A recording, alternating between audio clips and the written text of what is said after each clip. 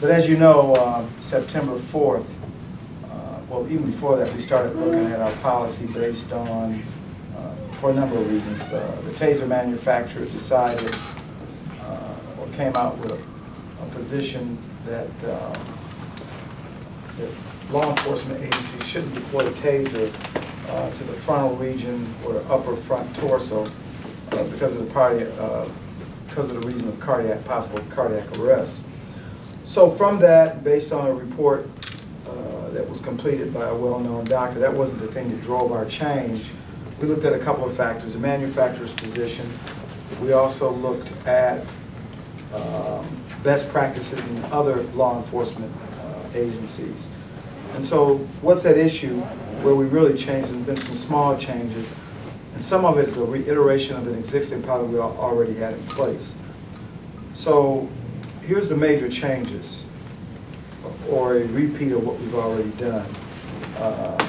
First, the severity of the crime at issue, whether the suspect poses an immediate threat to the safety of officers or others, whether the suspect is actively resisting arrest or attempting to evade arrest by flight.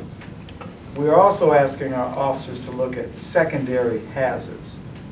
And we talk about scenarios such as if we had to deploy a Taser, say someone who was on a ledge or on a stairway, and the fact that once the Taser is deployed, they could possibly fall and sustain a significant injury.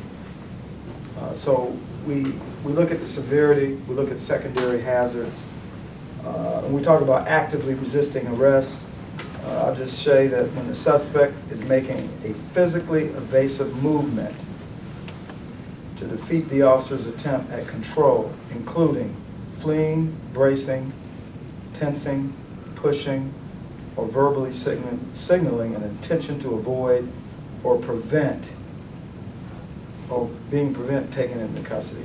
Okay. So if a person's involved in a criminal incident and they're actively resisting, i.e. they're running, they've been involved in a crime, that would be active resistance. Overcoming aggression, one of the things, even though we prohibit the use, there are exceptions, prohibit the use of a frontal shot. That could happen in the instance of a person who is acting in an aggressive manner. The officer is under attack, and the officer has no other choice but to deploy the Taser in the frontal torso area.